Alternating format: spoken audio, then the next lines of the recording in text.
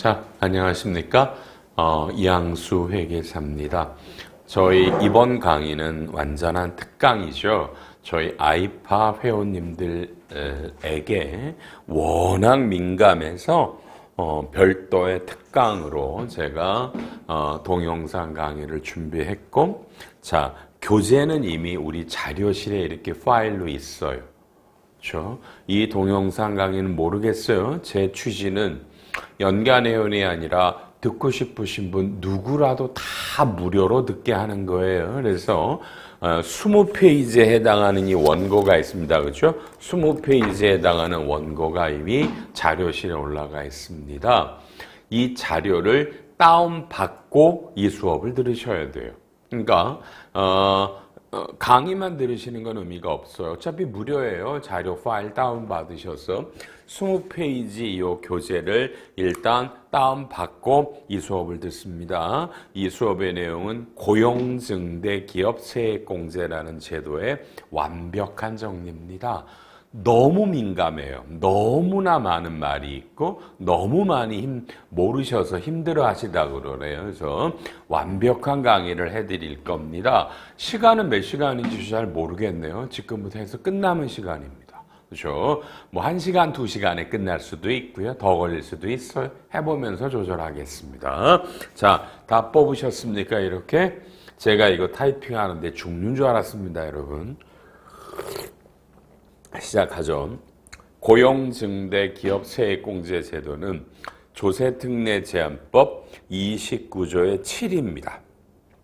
시행령은 26의 7조입니다. 그래서 법 29의 7조입니다. 자, 이제 법의 해설이 나오죠. 자, 2018년부터 적용을 합니다. 그러니까 2018년에 새로 나온 법이고요. 요 고용증대 세액공제 제도는 여러분 당연히 최저한세 걸립니다. 최저한세는 걸리고 농특세는 과세가 됩니다. 그러니까 20%만큼 농특세 내셔야 돼요. 그러니까 현재 삼총사라고 부르죠. 연구인력개발비 세액공제, 통합투자세액공제, 고용증대세액공제가 삼총사입니다. 자, 그럼이죠. 그럼 제가 먼저 이 교재는 없죠. 그냥 이렇게 제가 이건 그냥 법이에요, 여러분이요. 법이에요. 법조문을 제가 여기 저는 프린트를 해가지고 와 있어요. 그래서 제가 그냥 천천히 여러분 법조문을 제가 한번 이제 읽어드리면서 할게요. 여러분은 보실 필요 없어요. 그냥 법조문이니까. 그렇죠? 법조문이니까. 잠깐만요.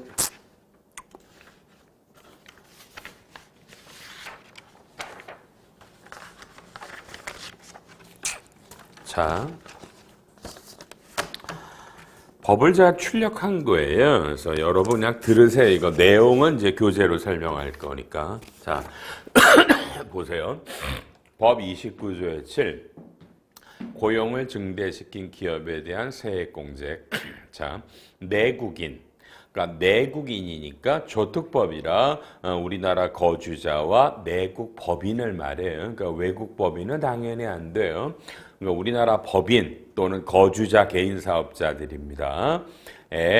2024년 12월 말이 속하는 과세년도까지. 그러니까 이게 2021년 연말에 법이 바뀌었죠. 그래서 2024년까지. 자, 봐요. 이 법은 2018년부터 나와서 현행 조문으로는 일단 2024년까지예요. 뭐 이게 이때 가서 연장될지는 당연히 모르죠. 일단 2021년 12월 28일 조특법이 개정돼서 2024년까지 가요. 2024년까지 그죠? 자, 읽어요. 해당 과세년도에 여러분은 과세년도라는 말 대신에 사업년도가 더 편해요. 자, 해당 사업년도에 대통령령 시행령으로 정하는 상시 근로자의 수가 직전 사업년도에 상시 근로자의 수보다 증가하면 그렇죠? 상시 근로자가 처음에 나왔으니까 2017 대비 2018년에 상시 근로자가 늘어나면 여러분 요 상시 근로자라는 정의는 이제 시행령에 나온다면서요? 좀 이따 보고요. 상시 근로자가 늘어나면 다음 각 호에 따르는 금액을 더한 금액을, 그러니까 각 호가 1항에 1호가 있고 2호가 있어요.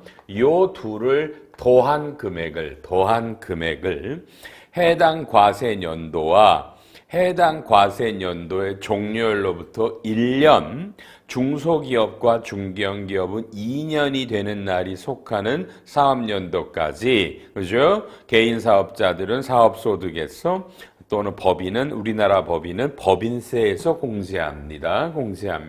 그러니까 요건이 2018년에 처음 나오니까 2018년에 상시근로자가 2017년보다 늘어나면 요 금액을, 만약에 여러분이 중소나 중견기업이라면 2018, 19, 2020 요렇게 지금 계산하는 요 1호와 2호에 의한 금액을 한 해만 받는 게 아니라 똑같은 금액을 19년, 20년 이렇게 중소, 중견기업은 3년간 동일한 금액을 하니까 사람이 늘어나면 늘어난 금액을 하나, 둘, 셋, 그러니까 어마어마한 공제잖아요. 그죠? 그 다음에 중소, 중견기업이 아닌 대기업은 2년만 공제가 된다. 2년만 공제가. 그러니까 1년만 공제되는 게 아니라 2년, 3년의 혜택이 있다.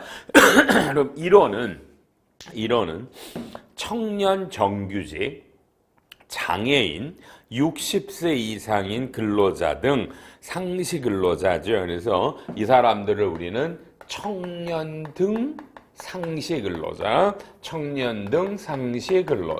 그러니까 요 등이 그죠? 장애인하고 60세가 들어간 건 뭐 2년 됐는데, 그냥 처음에는 60세가 아니라 청년하고 장애인만이었다가, 그죠? 2년 지나서 60세가 들어왔었습니다. 어쨌든 자, 그래서 이런 걸 청년 등이고요. 청년 등의 상시 근로자가 전년도 대비 증가한 인원수가 있으면, 인원수, 그죠? 근데 그 가로 안에 증가한 인원수가 증가한 상시 근로자의 인원수를 한도로 한다라는 이 가로 안에 한도가 있어요. 자, 볼게요. 400만 원, 중견은 800만 원, 중소기업은 1100만 원. 중소기업이 수도권 박은 1200만 원. 다만 2021년 12월 말이 속하는 연도부터 2022년 요 2년간의 기간 중에 수도권 밖의 지역에서 증가한 청년 등에 대해서는, 그쵸, 요거는 대기업은 500만 원, 중견기업은 900만 원, 그다음에 중소기업은 1300만 원을 곱한 금액으로 한다. 이렇게 돼 있네요. 그러니까 청년 등이 전년도 대비 늘어난 상시 근로자에 대해서 곱하기를 때리는데, 회사는 여러분 중소기업과 중견기업과 이렇게 대기업으로 갈라지고요. 전부 다 뭐라고 돼 있어요?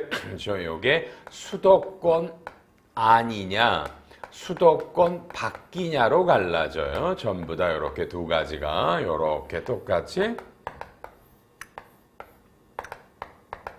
이렇게 갈라져서 원래 금액과 달리 올해 2021년과 2022년에 한해서 요 2년간은 요 공제하는 금액이 조금 늘어나요. 늘어나는 건 요 수도권 밖에 대해서 과거 규정보다 100만 원이 더 늘어나죠. 그러니까 여러분이 지금 이걸 그냥 여러분이 2021년이라고 보고 올해 거를 따지시려면 작년에 2020년. 근데 2021년에 상시 근로자가 2020년보다 늘어났다. 늘어나는 게 이제 청년 등이 나오고 좀 이따가 바로 청년 등 외 상시 근로자라고 나올 거니까. 그러니까 상시 근로자를 청년 등과 청년 외로 구분해야 되는 거예요. 요렇게 좀 이따 할게요. 천천히 해드릴 거예요. 이 수업은요, 여러분에게. 자, 그러면 얼마냐 금액이? 그냥 여러분이 늘었다. 제일 쉽게 하려면 자, 올해 2020년이에요. 상시 근로자가 여러분 얼마였다? 그냥 뭐 20이라 그럴까요? 20이에요. 청년 등이 6명이고 청년 등이 아닌 분이 14명이라 그럴게요. 근데 2021년에는 청년이 10명이고 청년이 아닌 분이 20명이다. 그러면 상시 근로자가 20명인데 30명이면 늘었잖아요. 그러니까 대전제가 상시 근로자가 늘어야 돼요. 늘어야 돼요. 늘어나면 늘어난 금액에 대해서 만약에 지금 청년은 몇 명이 늘었어요? 4명이 늘었고요. 청년 외에는요 6명이 늘었죠. 그럼 여러분이 어디냐? 중소냐 중견이냐 대냐 또 여러분이 수도권 안에서 늘었냐 밖에서 늘었냐를 따지는 거죠. 그럼 여러분이 수도권 아니면 중소기업은 얼마예요? 1100이고요. 수도권 밖은 1300. 그러니까 원래 1200이었는데 21년과 22년에는 100만 원을 늘려주는 개정세법이 있었어요. 2021년 연말에 그리고 소급 적용돼요. 그러니까 올해 2021이니까 지금 올해 거부터 하는 거예요. 그죠? 올해 늘어났으면 수도권 안은 1100, 여러분이 바뀌면 1300이에요. 그러니까 이게 2020까지는 1200이었어요. 그다음에 중견기업은요, 수도권 안은요, 중견기업은, 수도권 안은 원래 얼마였냐? 수도권 안은 이게 얼마냐? 원래가, 그쵸? 요게 수도권 그 청년 등 밖에서는 이제 중견기업은 뭐 900만 원, 그렇죠? 800만 원. 여기는 원래 800이었는데 이제 900이다. 이렇게 됐고요. 그러니까 원래는 작년까지는 중소기업만 수도권 안과 밖에 있고 중견기업은 그냥 다 800. 그 다음에 대기업은 뭐 그냥 이게 500이었는데 400이었는데 500으로 바뀌어요. 다시 그래서 여기가 원래 400인데 500. 그러니까 수도권 밖에는 작년에하고 비해서 얼마? 100만 원씩이 늘어나고요. 2020년까지만 중소기업만 수도권 안은 1100, 밖은 1200이고 나머지는 다 수도권이든 밖이든 다 800과 400인데 수도권 밖으로 올해 구분해서 2년은 100을 늘려서 1300, 900, 500씩 세액공제를 때려줍니다. 그래서 지금부터 웬만하면 사례를 항상 우리가 중소기업이고 수도권 아니다. 그죠? 그럼 1100이죠? 옛날부터도 1100이니까.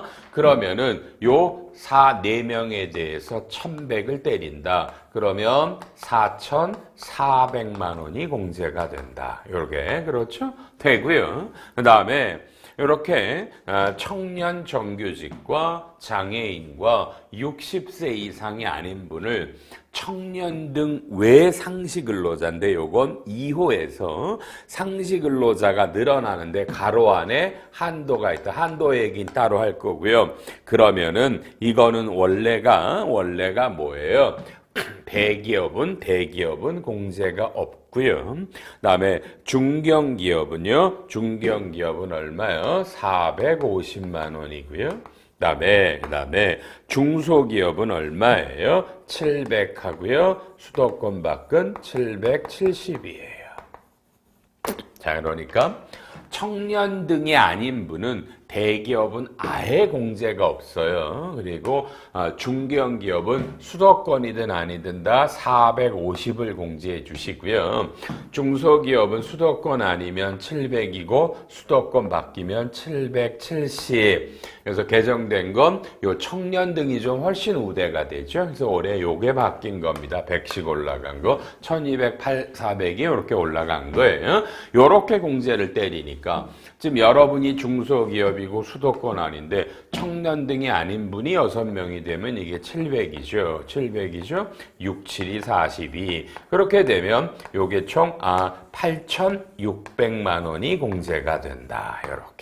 요런 게 고용증대 세액공제. 이게 조특법 29조의 7회 1항의 1호와 2호예요. 그러니까 자 다시요. 여러분이 이거를 2018년을 최초로 공제받은 연도라고 보죠. 이 케이스에서. 그러니까 2021년에 공제가 되면 이게 최초예요. 지금 이 최초라는 말이 여러분이 어쨌든 어려워요. 그냥 다시. 여러분 무조건 이 제도는 2018년부터 나왔고 전년도 대비 상시 근로자가 늘어날 때만 공제가 되는 거예요. 늘어나면 무조건 이 늘어나는 상시 근로자를 좀 이따 설명하지만 청년등과 청년등이 아닌 사람으로 갈라요. 요 갈르는 거 바로 할게요. 제가 시행령에 있는데 갈라서 이런 식으로 여러분이 중소냐 중견이냐 대냐 그래서 청년이냐 아니냐에 따라 수도권 아니냐 바뀌냐에 따라 이 금액을 때려서 세액공제액을 구하고 이따 하지만 여러분이 계속 중소기업인데 2022년이 2021년보다 늘고 2023년이 또 2022년보다 늘어요.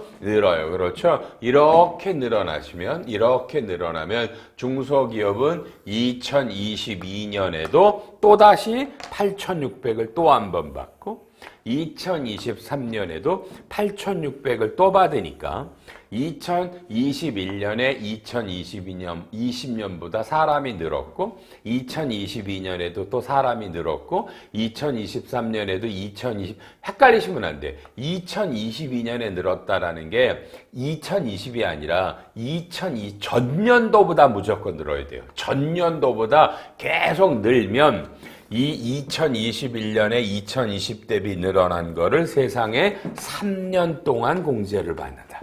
그러면 2022년에는 또 2021 대비 늘었잖아요. 그러니까 또 받고 계속 늘면 이것도 3년, 이것도 또 3년 이런 식으로 계속 늘어나면 그러니까 이건 정말 엄청난 공제를 말해요.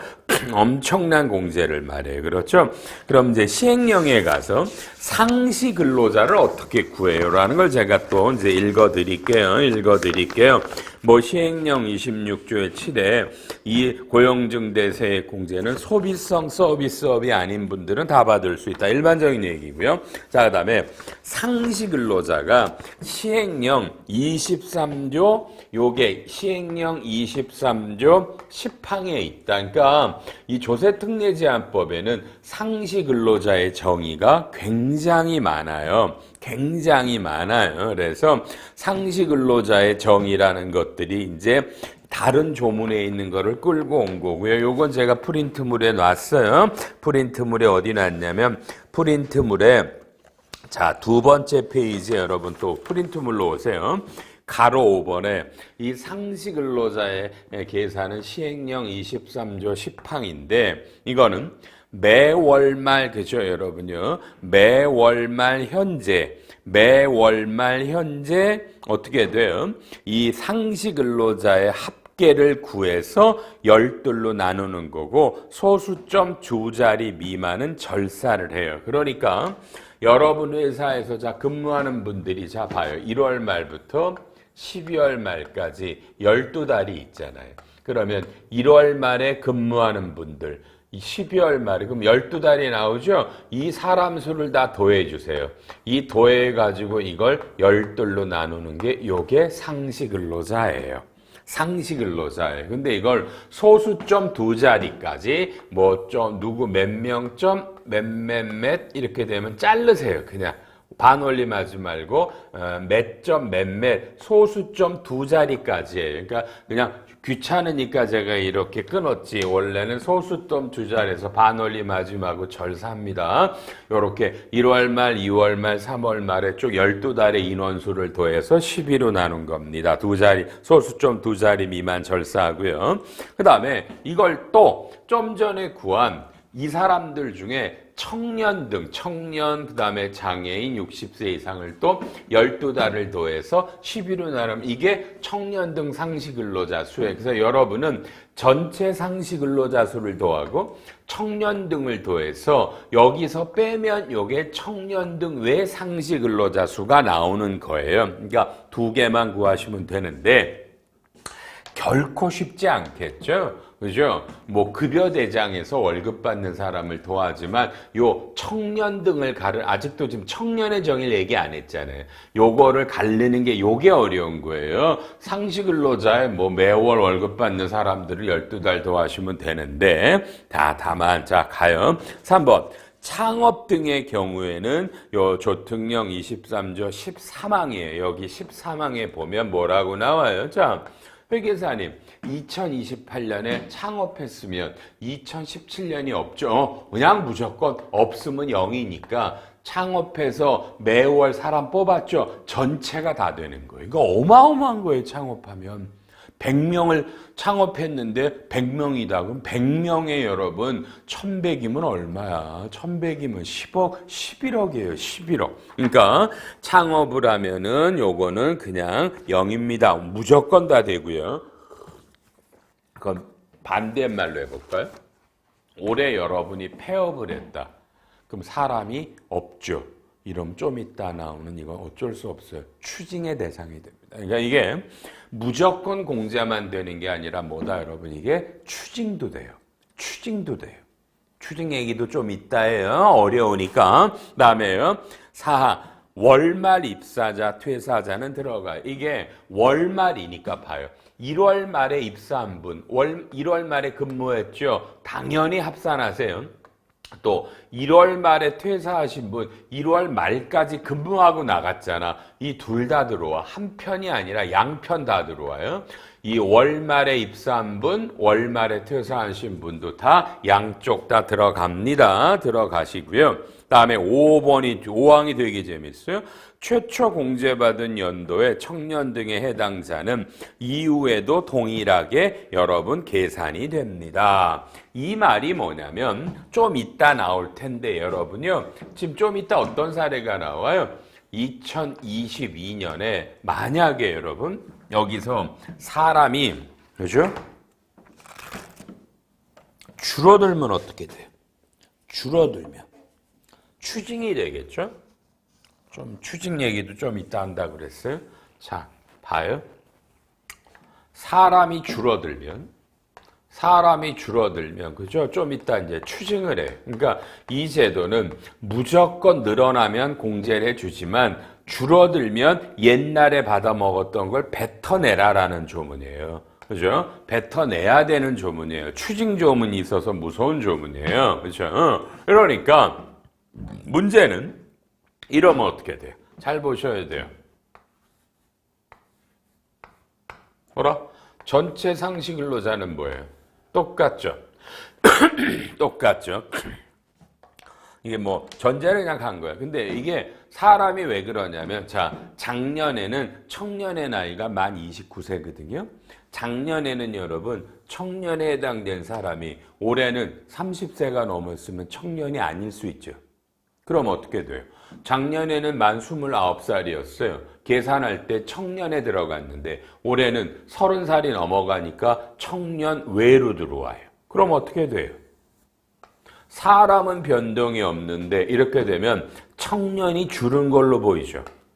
이러면 물론 요거는 똑같으니까 그렇지만 만약에 요게 그죠? 29명이다. 29명이다. 그러면 청년이 그러니까 실제로는요. 청년이 줄은 게 아니라 청년에 해당하는 사람이 나이가 30살이 넘어서 일로 왔고 실제로는 청년 외가 하나 줄은 건데 청년이 준 것처럼 나오죠.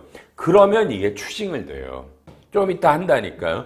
청년이 줄어들면 추징이고 청년 외가 줄어들면 추징을 안 당해요. 상시 근로자 다 있다 하고. 그래서 법에도 유권 해석에도 뭐라고 돼요? 그러니까 여러분이 처음에 계산할 때 청년이면 내년에는 나이가 30살이 넘어서 청년이 아니어도 올해 처음 계산할 때 이게 최초예요. 최초 사업연도에 세액공제를 받은 연도에 청년으로 들어갔던 사람은 그 이후에도 나이가 30살이 넘어가도 계속 청년으로 본다라는 겁니다. 이건 중요한 겁니다. 또 계속 반복해 드릴 거예요. 6번 상시근로자는 근로기준법에 따라 근로계약을 체결한 내국인 근로자입니다. 이분들은 절대 여러분 외국인은 안 돼요. 외국인 근로자 안 됩니다. 우리나라 법인만 되고 외국인 근로자 안 돼요. 우리나라 근로자고요. 다음은 제외예요. 근로계약이 1년 미만인 분, 다음에 단시간 근로자, 우리 임원들 있죠? 임원들은 이 근로자에 해당하지 않습니다. 다음에 해당 기업의 최대 주주와 그 배우자, 주식이 제일 많은 사람, 개인 사업자는 대표자와 배우자 안 되고요. 그다음에 최대 주주와 그 배우자의 직계 존비속과 친족들 뭐 혈족 인척 있죠? 이런 분들은 요 근로자 계산할 때 빠져나갑니다. 주식이 제일 많은 분들, 사장님 아들이 들어왔다, 며느리가 들어왔다, 배우자가 안 됩니다. 그러니까 이런 분을 뺀 나머지 분들이 상시근로자입니다. 절대 요 기준에 맞춰 주시고요. 이제 7번 드디어 나오죠. 요 청년 등이라는 게 그죠? 상시근로자의 청년과 장애인과 60세 이상인데 요 청년이 만 29세 이하예요. 그러니까 회사에 들어와서 처음 근로계약을 맺을 때 만 29세 이하입니다. 근데 이게 군 복무 기간을 뺀 거예요. 자, 일로 와서 보세요. 여러분의 나이가 지금 딱 계약을 할 때, 그죠? 몇 살이었어요? 보니까. 자, 31살, 31살에, 그 다음에 몇 개월, 5개월이 됐어요. 근로 계약을 체결할 때. 근데, 이 사람이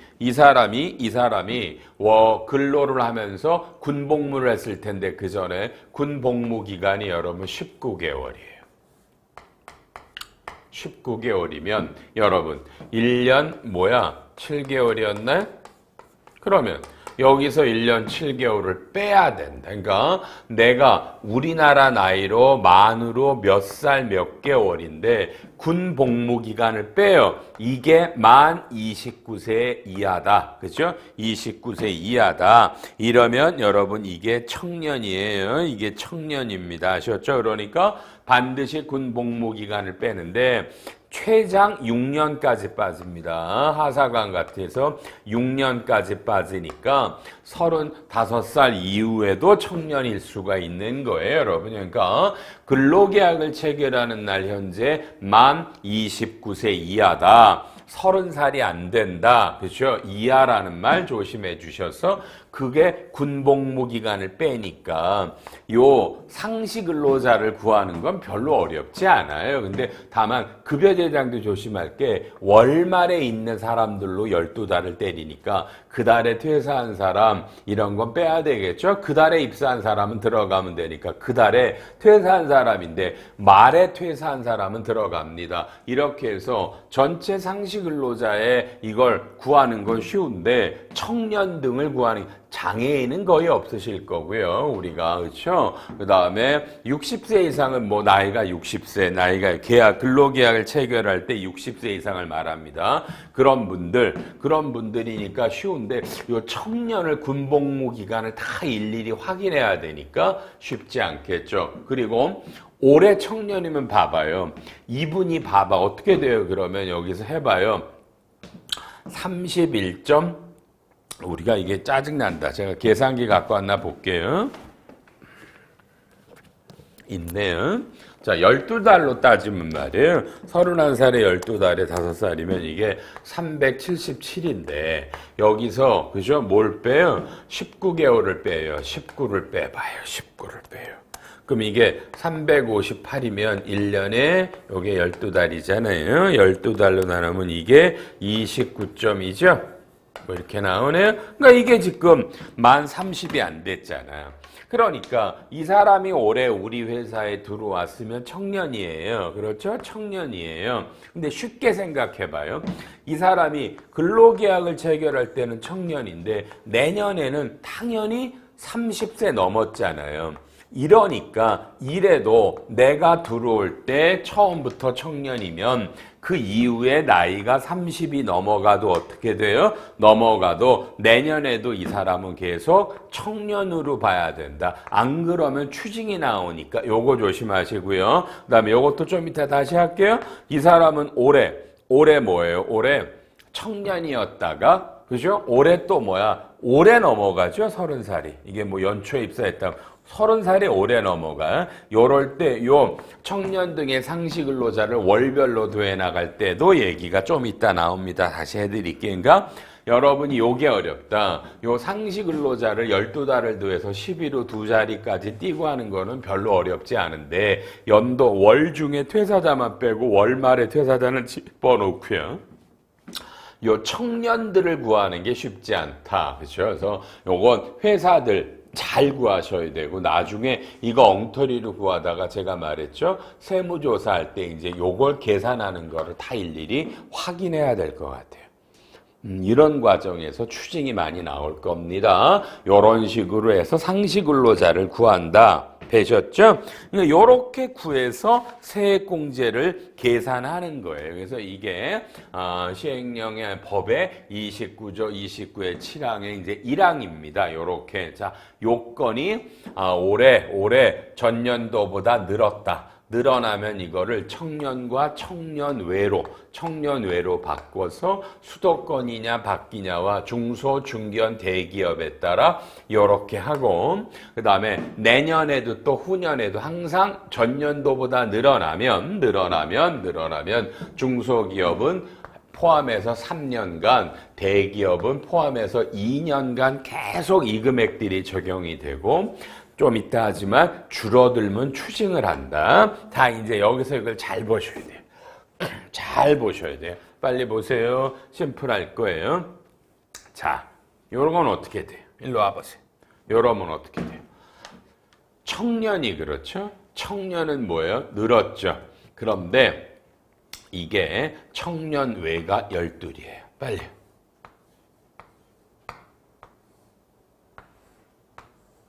(10초) 고민하세요.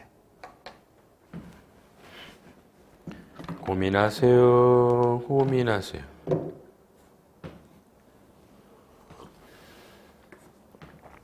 자, 시작. 전년도보다 늘었죠. 상시 근로자가 늘었으면 29조의 7에 의해서 고용증대세액공제 대상이 돼요. 오로지 전년도보다 늘면 돼요. 상시 근로자 전체 합계가. 그런데 해보니까 그렇죠? 다시 왼쪽에다 쓸게요. 봐요. 전년도보다 증가했을 때 케이스가 세 가지가 있죠. 뭐다? 자, 봐요. 청년이 있고 청년외가 있어요. 1번 둘 다 늘었다.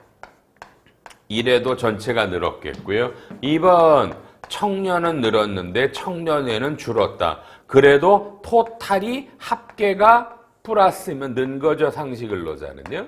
그다음에 3번 청년은 감소했지만 청년외가 늘었다. 근데 토탈로는 이게 늘었다. 그럼 이게 다 늘었죠. 그러니까 이게 전년도 대비 여러분 상시 근로자가 는다는 거는요. 세 가지예요. 청년도 늘었다. 청년외도 늘었다. 청년은 늘었다, 청년외는 줄었다. 그러나 합하면 늘어난 거다. 그러니까 청년이 는 게 청년외가 감소한 것보다 더 많다. 청년은 줄었다, 청년외는 늘었다. 그러나 청년외가 는 게 청년보다 더 크다. 다 늘었죠. 이러면 요 세 가지가 전부 다 고용증대세액공제란 말이에요.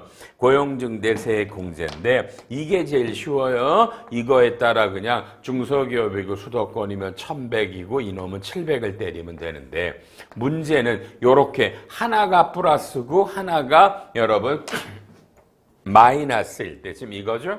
그러면 청년은 4명이 늘었는데 청년외는 2명이 줄었어요. 그래서 아까 법조문에 뭐라고 돼 있어요? 볼게요.